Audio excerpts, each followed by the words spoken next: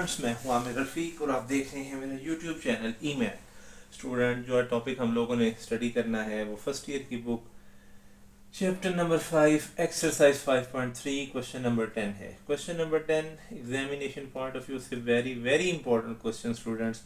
कहता है कि रिजॉल्व करें x square minus 2x+3 divided by x power 4 plus x square plus 1 into partial fractions.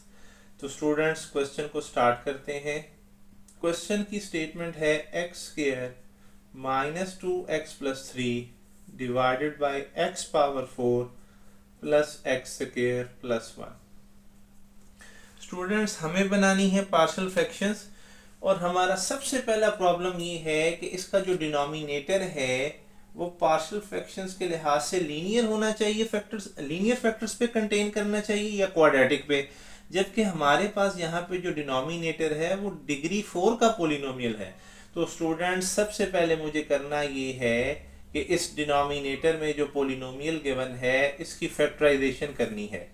तो factorisation करने के लिए स्टूडेंट्स मैं क्या करूँगा, मैं इस पे कंप्लीटिंग स्क्वायर अप्लाई करूंगा। कंप्लीटिंग स्क्वायर कैसे अप्लाई करूंगा, x4 को लिखूंगा x स्क्वायर का स्क्वायर, फिर इस 1 को लिखूंगा 1 का स्क्वायर, तो ये बन जाएगा a square plus b square.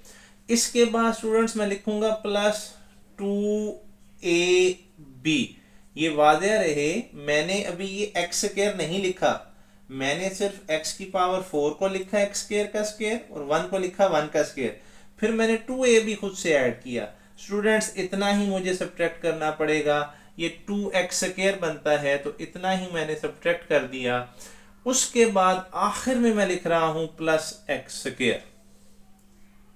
तो स्टूडेंट्स, मेरे पास ये जो डिनोमिनेटर है, इस डिनोमिनेटर में अब मुझे इसको सिंप्लीफाई करना है। कैसे सिंप्लीफाई करना है, गौर कीजिएगा, ये आपके पास a square plus b square plus 2ab बन जाता है। तो अगर मैं इस सारे को क्लोज कर दूं तो ये सारा स्टूडेंट्स a प्लस b का होल स्क्वायर बन जाएगा। यहाँ a की वैल्यू x स्क्वायर है, b की वैल्यू 1 है, तो ये तीनों terms a square plus b square plus 2ab close हो गई a प्लस b के होल स्क्वायर में। ये दो टर्म्स बच गई स्टूडेंट्स। इन दो टर्म्स में देखें, minus 2x square plus x square sum होके माइनस एक्स स्क्वायर रह जाएगा। अब स्टूडेंट्स जरा गौर कीजिएगा, डिनोमिनेटर में बन गया आपके पास a square minus b square का फार्मूला।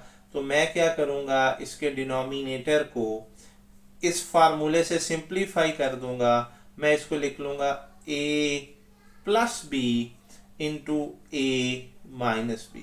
तो स्टूडेंट्स देखिएगा, ये डिग्री 4 का पोलिनोमियल था जो कि फैक्टराइज हो गए, दो क्वाड्रेटिक फैक्टर्स में कन्वर्ट हो गया। अब स्टूडेंट्स, ये दो ऐसे क्वाड्रेटिक फैक्टर्स हैं जिसकी फर्दर फैक्टराइजेशन पॉसिबल नहीं है।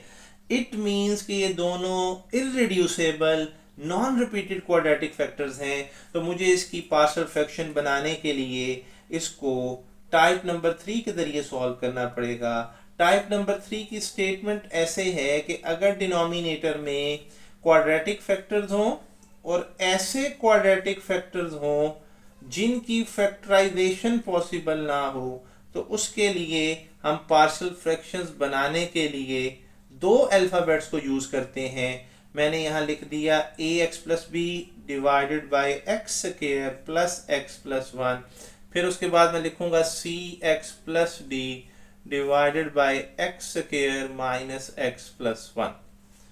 लीनियर फैक्टर हो तो एक अननोन यूज करते हैं, क्वाड्रेटिक फैक्टर ऐसा क्वाड्रेटिक जिसकी फैक्टराइजेशन पॉसिबल ना हो उसके लिए दो अननोन यूज करते हैं, और एक अल्फाबेट के साथ हम वेरिएबल x यूज करेंगे क्योंकि ये दोनों क्वाड्रेटिक हैं x में। स्टूडेंट्स, इसके बाद हमें इसको करना है सिंप्लीफाई। सिंप्लीफिकेशन करने का तरीकाकार कुछ यूं है कि ये दोनों फैक्टर इधर डिवाइड हो रहे हैं, राइट साइड पर इस हिस्से से भी, इस टर्म से भी मल्टीप्लाई होंगे, इससे भी मल्टीप्लाई होंगे। जब ये दोनों फैक्टर इससे मल्टीप्लाई होंगे तो ये वाला फैक्टर सिमिलर है, कैंसिल हो जाएगा। आपके पास बचेगा x square minus X plus 1। इसी तरह से स्टूडेंट्स, जब ये दोनों फैक्टर इससे मल्टीप्लाई होंगे तो आपके पास माइनस वाला फैक्टर मतलब x square minus X plus one cancel हो जाएगा, बचेगा x square plus X plus one. Students, मुझे राइट हैंड साइड को फर्दर सिंप्लीफाई करना है क्योंकि मुझे अननाउन की वैल्यूज फाइंड करनी है, और अननाउन्स की वैल्यूज फाइंड करने के लिए मुझे कंपेयरिंग कोफिशिएंट करनी है। तो मैं राइट हैंड साइड को मल्टीप्लाई कर रहा हूँ, सिंप्लीफाई कर रहा हूँ। देखिएगा, ए एक्स को जब मैं एक्स से मल्टीप्लाई करूंगा that is a x cube, फिर मैं ए एक्स को एक्स से मल्टीप्लाई करूंगा ए एक्स स्क्वायर, फिर मैं ए एक्स को ए से मल्टीप्लाई करूंगा दैट इज ए एक्स, फिर मैं बी को एक्स स्क्वायर से मल्टीप्लाई करूंगा that is B X square, फिर मैं b को x से मल्टीप्लाई करूंगा तो ये bx आ जाएगा, फिर मैं b को 1 से मल्टीप्लाई करूंगा b आ जाएगा। स्टूडेंट्स, इसके बाद इस cx प्लस d को अंदर मल्टीप्लाई करना है, तो जब मैं cx को x स्क्वायर से मल्टीप्लाई कर रहा हूँ ये बन जाएगा cx स्क्वायर, फिर मैं cx को x से मल्टीप्लाई करूंगा तो आ जाएगा cx आ जाएगा। सॉरी स्टूडेंट्स, जरा cx को जब मैं x स्क्वायर से मल्टीप्लाई करूंगा तो ये करेक्शन कर लें, ये cx क्यूब बनेगा। जब मैं cx को x से मल्टीप्लाई करूंगा ये cx स्क्वायर, जब मैं cx को 1 से मल्टीप्लाई करूंगा तो cx आएगा। इसी तरह से जब मैं d को मल्टीप्लाई करूंगा तो ये dx square plus dx plus d आ जाएगा। स्टूडेंट्स, मुझे अननाउन a, b, c और d इनकी वैल्यूज फाइंड करनी है, तो मुझे क्या करना पड़ेगा, कंपेयरिंग कोफिशिएंट्स करनी पड़ेगी। तो मैं यहाँ से कोफिशिएंट्स को कंपेयर कर रहा हूँ, तो कंपेयरिंग कोफिशिएंट्स ऑफ, सबसे पहले x क्यूब है राइट हैंड साइड पे, x की सबसे बड़ी पावर, सबसे पहले मैं x क्यूब के कोफिशिएंट कंपेयर करूंगा, फिर मैं उसके बाद x स्क्वायर के कोफिशिएंट कंपेयर करूंगा, फिर मैं उसके बाद x के कोफिशिएंट कंपेयर करूंगा, और फिर मैं उसके बाद आखिर में कांस्टेंट्स को कंपेयर करूंगा। तो उससे मेरे पास 4 इक्वेशंस आएंगी। वो 4 इक्वेशंस कौन कौन सी हैं जरा देखिएगा। सबसे पहले comparing coefficient of x cube करते हैं। लेफ्ट हैंड साइड पर x क्यूब वाली कोई टर्म नहीं है, इट मींस कि यहां आ जाएगा 0 is equal to, right hand side पे एक ये टर्म है x क्यूब वाली, आएगा a, उसके बाद एक ये टर्म है x क्यूब वाली, आ जाएगा प्लस c। मैं इसको नाम दे रहा हूं इक्वेशन नंबर 1 का। इसके अलावा x क्यूब की और कोई टर्म नहीं थी, तो मेरे पास एक इक्वेशन बन गई a plus C is equal to 0। अब स्टूडेंट्स, मुझे कंपेयर करने हैं coefficients of x square. Right hand side पे x स्क्वायर वाली एक टर्म है और इसमें x स्क्वायर का कोफिशिएंट 1 है, तो मैंने यहाँ लिख दिया 1। जबकि राइट हैंड साइड पर x स्क्वायर की एक टर्म मिल गई माइनस ए एक्स स्क्वायर, तो मैं उसका कोफिशिएंट लिखूंगा माइनस ए। फिर एक टर्म है बी एक्स स्क्वायर, मैं उसका कोफिशिएंट लिख दूंगा प्लस बी। फिर मैं एक टर्म है सी एक्स स्क्वायर, उसमें से कोफिशिएंट लिख दूंगा सी। फिर एक टर्म है डी एक्स स्क्वायर वाली, मैं उसमें से लिख दूंगा डी। इसको मैं नाम दे दूंगा इक्वेशन नंबर 2 का। बिल्कुल सेम इसी तरीका कार से स्टूडेंट्स मैं अब कंपेयर करूंगा कोफिशिएंट्स ऑफ x को। तो x का लेफ्ट हैंड साइड पे जो कोफिशिएंट है वो है -2, जबकि राइट हैंड साइड पे एक ये कोफिशिएंट है a, फिर एक माइनस बी एक्स में आ रहा है तो आएगा माइनस बी, फिर एक सी एक्स में आ रहा है लिखेंगे सी, और फिर एक डी एक्स में आ रहा है लिखेंगे प्लस डी। मैं इसको नाम दे दूंगा नंबर 3 का। ये मेरे पास एक और इक्वेशन आ गई। आखिर में स्टूडेंट मुझे कंपेयर करना है कांस्टेंट्स को। लेफ्ट हैंड साइड पे एक कांस्टेंट है जो कि है 3, राइट हैंड साइड पे एक है कांस्टेंट b और एक है कांस्टेंट d, तो मैं लिख दूंगा b प्लस डी और इसको नाम दे दूंगा इक्वेशन नंबर 4 का। स्टूडेंट्स, ये मेरे पास 4 इक्वेशंस आ गई a, b, c और d में। अब मुझे करना ये है इन इक्वेशंस को सॉल्व करके a, b, c और d की वैल्यूज फाइंड करनी है, और उन वैल्यूज को मुझे पुट करना है a की जगह पर, b की जगह पर, c की जगह पर और d की जगह पर। स्टूडेंट्स, इन इक्वेशंस को सॉल्व करने के मुख्तलिफ तरीक़ाकार हैं, लेकिन हम कोशिश करेंगे कि इसको आसान तरीक़ाकार से करें। आसान तरीक़ाकार से इसको सॉल्व करने का तरीक़ाकार स्टूडेंट्स कुछ इस तरह से होगा। आपने देखना ये है कि आपके पास जो इक्वेशंस छोटी हैं, मतलब अननोन जिसमें कम है, आप इनको बड़ी इक्वेशंस में यूज़ कर लें। मैं दोबारा अपने अल्फाज रिपीट करता हूँ। आप देखें इक्वेशन नंबर 1 में दो अननोन है ए और सी, मतलब a प्लस सी 0 के इक्वल है। इसी तरह से इक्वेशन नंबर 4 दो अननोन्स में है b plus D is equal to 3। आप इन दोनों में से किसी एक छोटी इक्वेशन को बड़ी अननोन्स यानी कि ज्यादा अननोन्स वाली इक्वेशन में यूज करें। तो देखें यहां पर इक्वेशन नंबर 1 में a प्लस सी 0 के इक्वल है।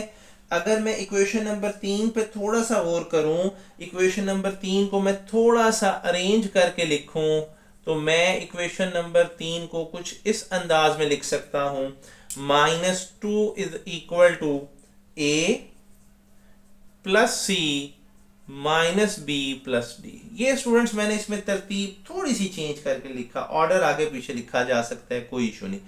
इसका फायदा ये होगा स्टूडेंट्स कि इक्वेशन नंबर 1 ये क्लेम करती है कि a प्लस सी की वैल्यू 0 है, तो मैं इक्वेशन नंबर 1 से a प्लस सी की जगह पे 0 लगा दूंगा, तो मेरे पास ये जो बड़ी इक्वेशन थी ये रिड्यूस हो जाएगी छोटी इक्वेशन के अंदर, जो कि बन जाएगी -2 is equal to minus B plus D, और मैं इसको नाम दे दूंगा इक्वेशन नंबर 5 का। मैं दोबारा रिपीट करता हूं, इक्वेशन नंबर 3 चार अननोन्स वाली इक्वेशन थी, मैंने इसमें थोड़ी सी अरेंजमेंट अननोन्स की चेंज की, तो a और प्लस सी को इकट्ठा कर दिया, a प्लस सी की वैल्यू 0 के इक्वल थी, तो मैंने यहाँ पर 0 लगा दिया, माइनस बी प्लस डी वैसे ही रहेगा, यहाँ बेशक आप रेफरेंस दे दें फ्रॉम 1। स्टूडेंट्स अब ये इक्वेशन आ गई बी और डी में, हमारे पास इक्वेशन नंबर 4 ऑलरेडी बी और डी के अंदर है, तो मैं क्या करूंगा, मैं सॉल्व कर लूंगा इक्वेशन नंबर 4 और इक्वेशन नंबर 5 को। इक्वेशन नंबर 4 और 5 को मैं लिख रहा हूं, -2 is equal to minus B plus D और 3 is equal to B plus D. Students हम देख रहे हैं कि इन दोनों इक्वेशंस में b की वैल्यूज के साइन ऑलरेडी ऑपोजिट हैं, तो मुझे सिंपल क्या करना है, इनको ऐड करना है, b से कैंसिल हो जाएगा, 3 में से 2 गया 1, d में d ऐड करें तो 2d आ गया, ये 2 इस साइड पे मल्टीप्लाई हो रहा है, इधर आके क्या हो जाएगा डिवाइड, तो d की एक वैल्यू निकल आई मेरे पास 1/2। तो स्टूडेंट्स इस तरह से मैंने एक अननोन फाइंड कर लिया। अब इस d की वैल्यू को स्टूडेंट्स चाहे बेशक इक्वेशन नंबर 4 में लगा दें b निकल आएगा, चाहे इक्वेशन नंबर 5 में लगा दें तब भी b निकल आएगा, ये आप पर डिपेंड करता है, आप इसको जिस मर्जी इक्वेशन में यूज कर लें। तो मैं इसको यूज करता हूं इक्वेशन नंबर 4 में, तो ये बन जाएगा 3 is equal to b plus 1/2, क्योंकि d था, d की वैल्यू 1/2 थी, वो मैंने यहाँ पुट कर दी, ये 1/2 लेफ्ट हैंड साइड पे आके माइनस का हो जाएगा, तो ये बन जाएगा 3 minus 1/2 is equal to b। अगर मैं इसका एलसीएम परफॉर्म करूंगा स्टूडेंट्स, तो आपके पास b की वैल्यू निकल आएगी 5/2। ये मेरे पास एक अननोन मजीद निकल आया b। स्टूडेंट्स b भी फाइंड कर लिया, d भी फाइंड कर लिया, अब मुझे भी a और c फाइंड करने हैं। a और c फाइंड करने के भी मुख्तलिफ तरीक़ाकार पॉसिबल हैं। एक तरीका तो ये है कि b और d की वैल्यूज आप इक्वेशन नंबर 3 में या इक्वेशन नंबर 2 में लगा दें, वहां से सिंपलीफाई कर लें, वो भी बिल्कुल ठीक तरीकाकार है। लेकिन दूसरा आसान तरीकाकार स्टूडेंट्स ये भी पॉसिबल हो सकता है कि अगर मैं इक्वेशन नंबर 2 को थोड़ा सा अरेंज करके लिखूं फ्रॉम 2, कैसे अरेंज करके लिखूं, 1 is equal to minus A plus C plus B plus D. मैंने इक्वेशन नंबर 2 को अरेंज करके लिख लिया, -a plus C plus B plus D. मेरे पास इक्वेशन नंबर 4 के अकॉर्डिंगली b प्लस डी की जो वैल्यू है वो है 3, ये देखिएगा। तो मैं क्या करता हूं, इक्वेशन नंबर 4 की ये वैल्यू यहां यूज कर रहा हूं, तो -a प्लस सी प्लस आ जाएगा 3, साथ में रीजन दे रहा हूं कि ये मैंने वैल्यू यूज की है इक्वेशन नंबर 4 से। ये प्लस का 3 स्टूडेंट्स इधर आके माइनस का हो जाएगा, तो ये बन जाएगा -2 is equal to -a plus C. Students इसको कह दें इक्वेशन नंबर 6। अब इक्वेशन नंबर 6 a और c में है, जबकि इक्वेशन नंबर 1 भी a और c में है, तो मैं क्या करूंगा, सॉल्व कर लूंगा इक्वेशन नंबर 1 और इक्वेशन नंबर 6 को। इक्वेशन नंबर 1 थी 0 is equal to A plus C, जबकि इक्वेशन नंबर 6 है -2 is equal to minus A plus C. Again students गौर करें, ए का साइन ऑलरेडी ऑपोजिट है, सिंपल ऐड कर लें, ये ए से कैंसिल हो जाएगा, आपके पास आ जाएगा -2 इज इक्वल टू 2c, यहाँ से 2 इधर आके डिवाइड होगा तो c की वैल्यू आपके पास निकल आएगी -1। स्टूडेंट c भी फाइंड कर लिया। अब इस c की वैल्यू को चाहे आप इक्वेशन नंबर 1 में लगा दें, चाहे आप इक्वेशन नंबर 6 में लगा दें, आपके पास a भी निकल आएगा। तो मैं इस वैल्यू को पुट कर रहा हूँ इक्वेशन नंबर 1 में। Put in equation number 1, 0 is equal to a plus c है, c की जगह -1 आएगा तो a की वैल्यू मेरे पास निकल आएगी 1। तो इस तरह से हमने सारे अननोन फाइंड कर लिए। स्टूडेंट्स इन तमाम वैल्यूज को a, b, c और d की जगह पे पुट कर दें। तो जब मैं इनको पुट करूंगा तो मेरे पास ये जो फ्रैक्शन है इसकी पार्शियल फ्रैक्शंस कुछ इस तरह से बन जाएंगी। So x square -2x plus 3 divided by x power 4 plus x square plus 1 equal to a की जगह पे a की वैल्यू आएगी 1, तो 1 को x से मल्टीप्लाई कर दें।